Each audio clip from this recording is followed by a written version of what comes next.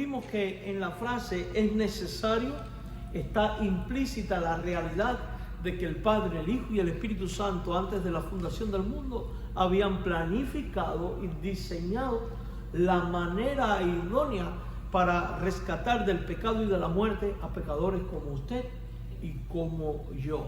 Por tanto, la muerte de Cristo no va a ser algo accidental, no va a ser algo atropellado, no va a ser algo que en la mente de los fariseos, escribas y demás líderes pensaron que era la ejecución de su plan y su propósito, pero nada más lejos de la verdad. Es la ejecución y del plan y propósito de Dios. Este pasaje es uno de esos momentos que luego lo vemos consumado en toda la pasión de Cristo en su muerte, cuando Él dice consumado es y entrega el Espíritu, y la victoria se ve reflejada cuando al tercer día se levanta victorioso de entre los muertos, derrotando no solo a la muerte, sino dando testimonio vivo de que el pecado quedó también destruido, y dando testimonio vivo de que todo aquel que cree en Él, aunque esté muerto, vivirá en virtud de la muerte y sacrificio de Cristo. Y esto es una noticia maravillosa, y por eso podemos hoy vivir con la esperanza de lo que cantábamos: gloria, gloria, gloria al Señor, un día el Señor vendrá. Nos encontramos ante palabras de nuestro Señor Jesucristo que no solo informan, sino que además revelan, además dan a conocer, palabras que no solo instruyen, sino que además descubren el misterio del Evangelio mismo y nos permite ver el maravilloso plan misericordioso y amante de Dios, y entender el por qué Jesús había dicho: de tal manera amó Dios al mundo que dio a su Hijo unigénito, para que todo aquel que en Él cree no se pierda, mas tenga la vida eterna. Y por qué Pablo, bajo la inspiración del Espíritu Santo, iba a decir que Dios mostró su amor para con nosotros, en que siendo aún pecadores, Cristo murió por nosotros.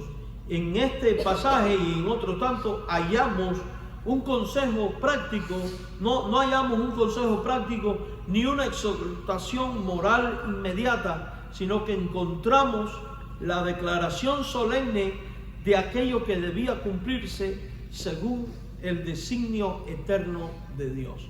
Jesús, poco antes de ir a la cruz en Getsemaní, ora con amargura, no porque era un amargado, sino por la tristeza que embargaba su corazón, diciendo: Señor, si quieres, pasa de mí esta copa, mas no se haga mi voluntad sino la tuya.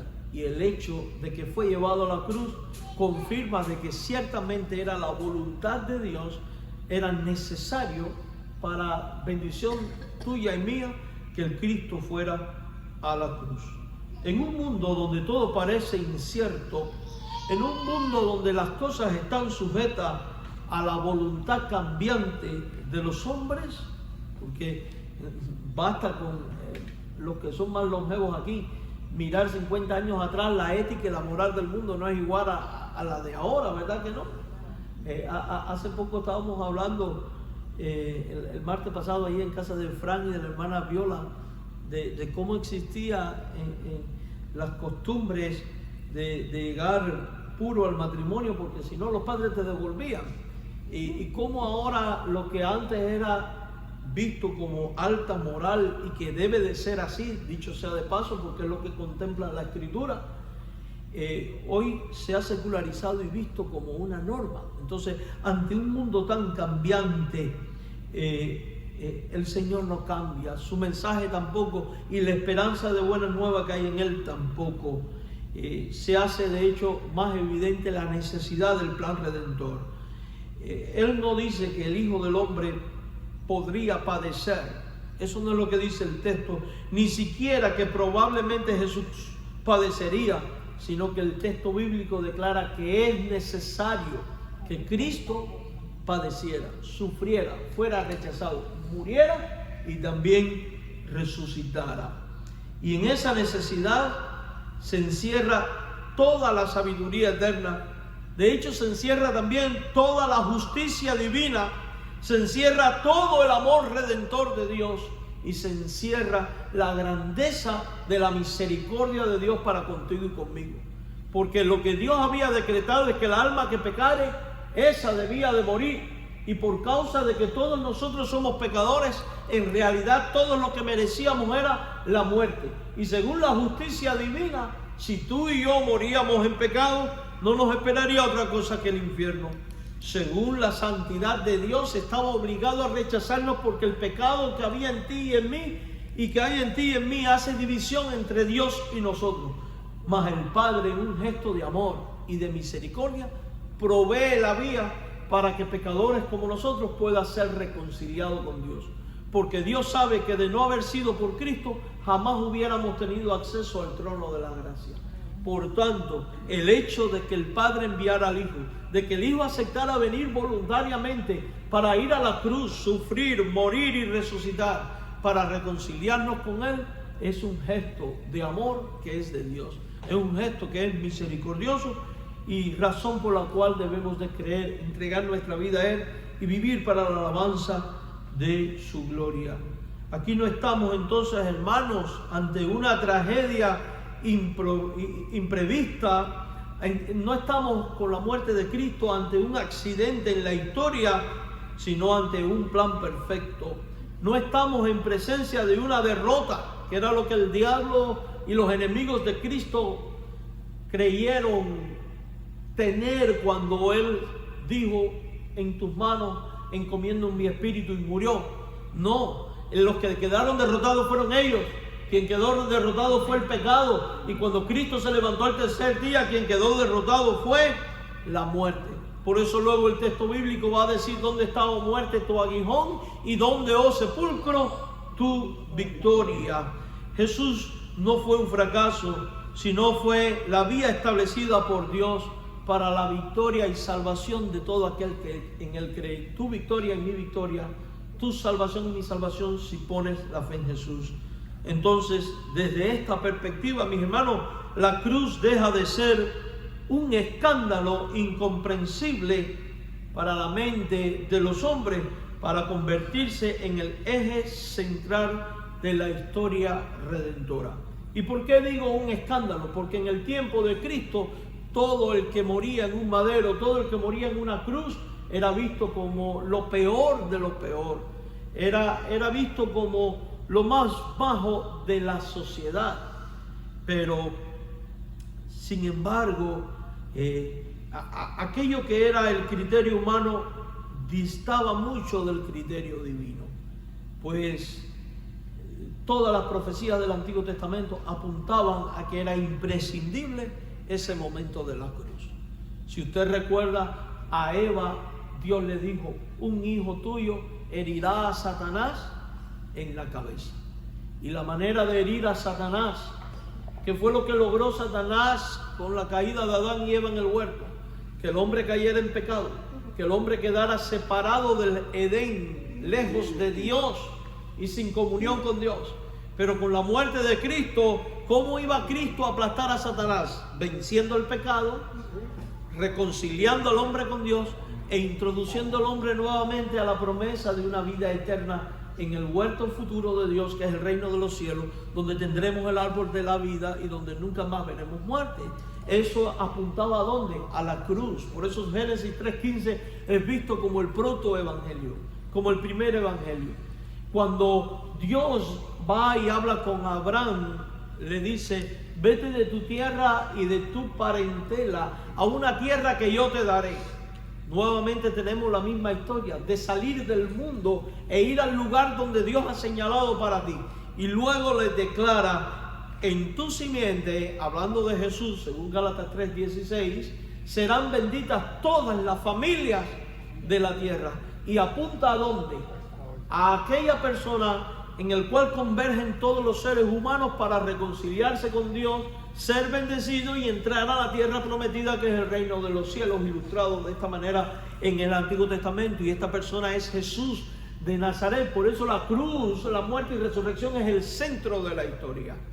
Luego, cuando Dios hace el pacto con Moisés en el monte Sinaí, le dice: aquí está mi ley, el que le obedece vive y el que la desobedece muere. La ley trajo como consecuencia la revelación del pecado, porque el hombre, al ver toda la ley y examinarse a sí mismo, descubre que no puede cumplir la ley de Dios.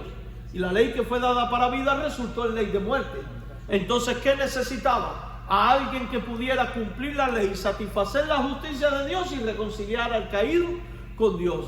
Entonces, toda la ley apunta a Jesucristo, a su muerte y a su resurrección. Por eso, cuando Él resucita y va en el camino a Emaús, le dice a aquellos dos discípulos. Cuando los discípulos se dan cuenta que es Jesús, ellos llegan a decir: bien nos habló a través de toda la ley y los profetas que era necesario que el Cristo muriera y resucitara.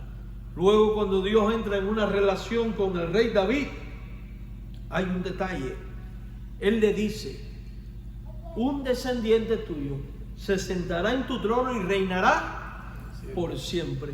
Y aquí está la promesa de aquel que vence al pecado y que establece el reino de Dios y reina por todos los siglos, con el mundo puesto al estrado de sus pies. Y esa persona, a través de la cual el reino de Dios queda inaugurado y las personas pueden venir y reinar con Él por la eternidad, es Jesús de Nazaret. Por eso toda la Escritura apunta siempre a la parte más central, allí donde por el sufrimiento suyo, por su muerte y resurrección, se opera tu redención, mi redención, la reconciliación con Dios, muerte al pecado, reconciliación con el Padre, la oportunidad de ser hechos descendientes del pueblo de Dios y herederos del Rey, ¿no?, del Padre Celestial, coherederos con Jesucristo. Por eso es que decimos que todo apunta hacia la cruz.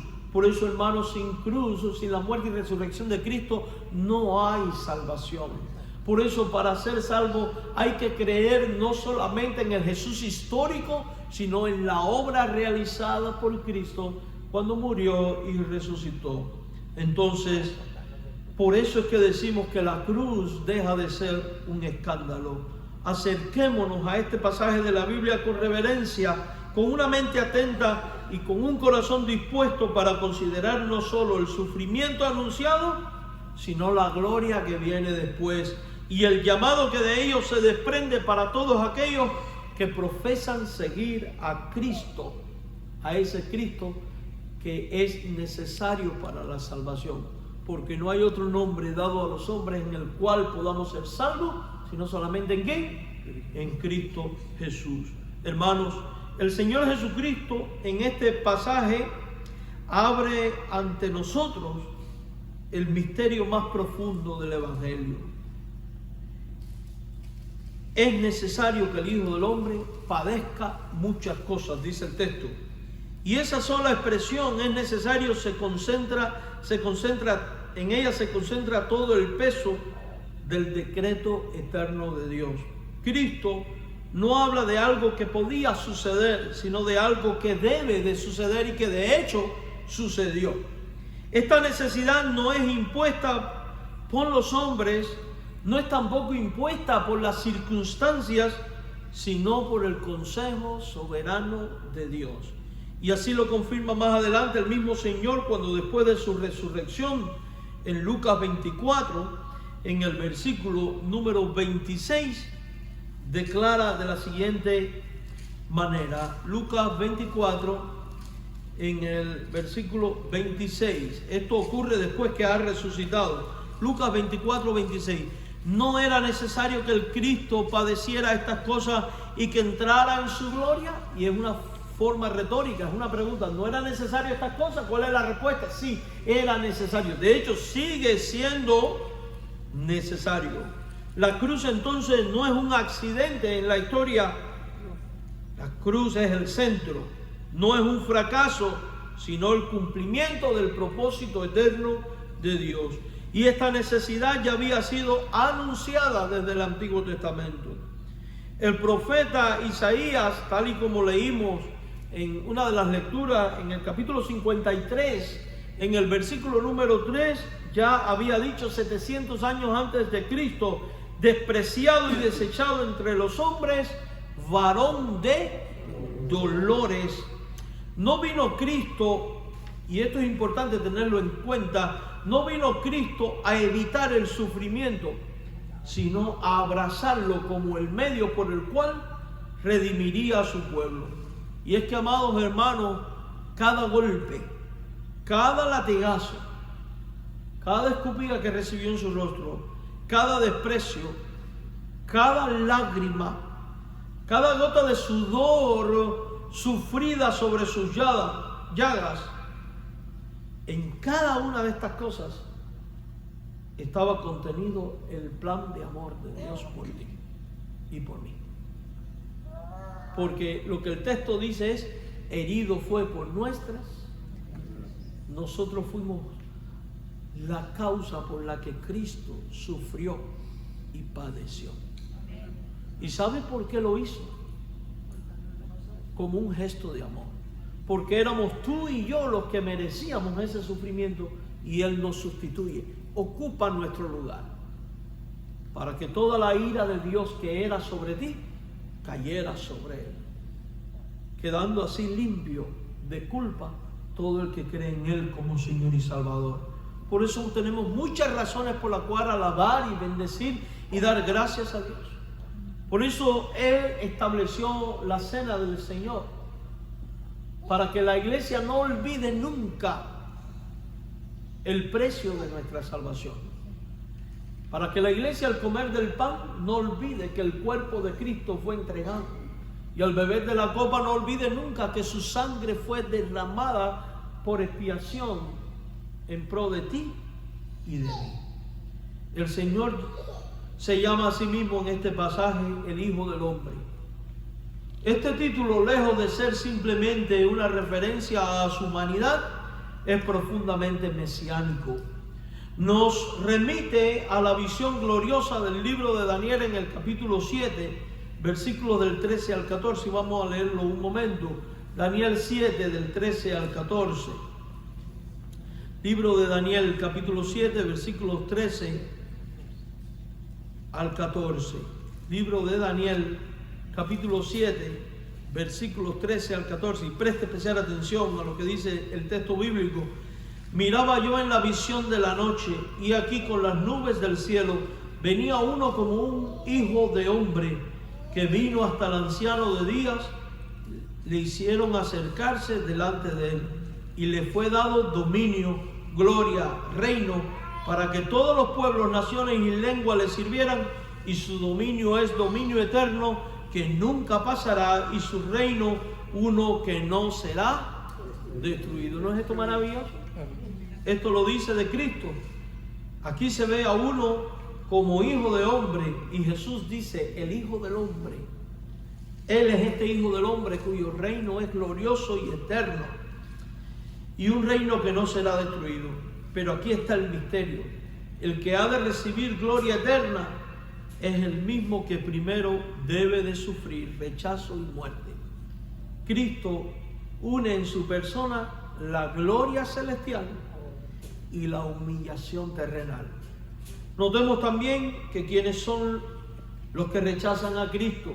Lucas 9:22 dice que los ancianos, los principales sacerdotes y los escribas, es decir, la élite religiosa del tiempo de Cristo, aquellos que conocían las Escrituras, que esperaban al Mesías, que enseñaban al pueblo la ley de Dios, son los mismos que luego van y le desechan.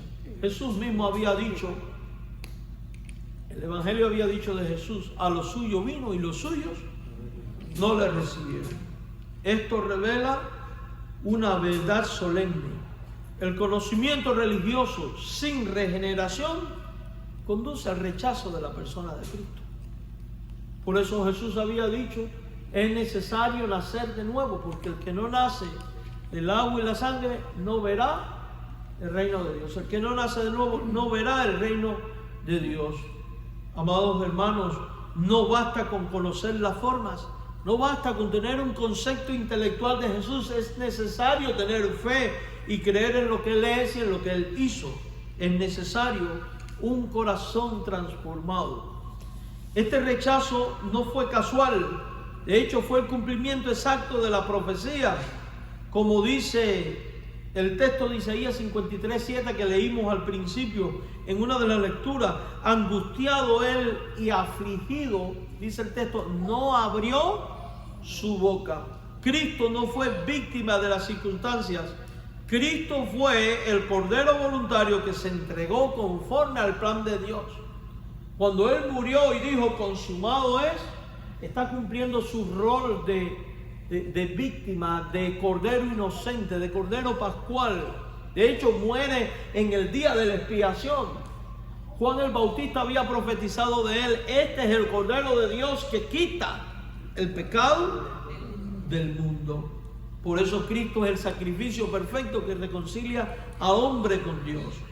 Luego el Señor declara, y que sea muerto. Estoy citando Lucas 9:22. Y aquí llegamos al corazón del Evangelio. Mis hermanos, la muerte de Cristo no es simplemente un martirio ni un ejemplo de amor. De hecho, la muerte de Cristo es un sacrificio expiatorio, es un sacrificio sustitutivo. Los que merecíamos la muerte éramos tú y yo. Él nos desplaza y se coloca a Él, para que la justicia que Dios que cae sobre Él sea imputada a ti y tú puedas recibir perdón de pecados y vida eterna. Entonces, a la hora de alabar a Dios y de bendecirle, debemos de darle gracias porque Él ocupó nuestro lugar, trayendo liberación del pecado y de la muerte. La muerte de Cristo es expiatoria. Isaías 53:5 había profetizado, mas Él herido fue por nuestras rebeliones, molido por nuestros pecados. Él muere no por sus pecados, porque Él era sin pecado. Él murió por tu pecado y por mi pecado. Su muerte es expiatoria, es vicaria, es redentora. El apóstol lo resume con claridad cuando escribe a los Corintios su primera carta, capítulo 15, versos 3 al 4, diciendo: Cristo murió por nuestros pecados conforme a la Escritura, que fue sepultado y que resucitó al tercer día. Y aquí está el Evangelio en una forma más pura, más simple: muerte, sepultura y resurrección. Es lo que anunciamos y predicamos, es lo que recordamos a participar también de la mesa del Señor. Pero Cristo no termina con la muerte. O sea, cuando Él dijo consumado es y entregó el Espíritu, la cosa no terminó ahí. No, en lo absoluto. Él añade que era necesario que muriera y que resucitara al tercer día. La cruz entonces no es el final de la historia. De hecho, es el principio de la victoria. La resurrección es la vindicación del Hijo, la declaración pública de que el sacrificio ha sido aceptado. Es la victoria sobre el pecado, sobre la muerte, sobre el infierno.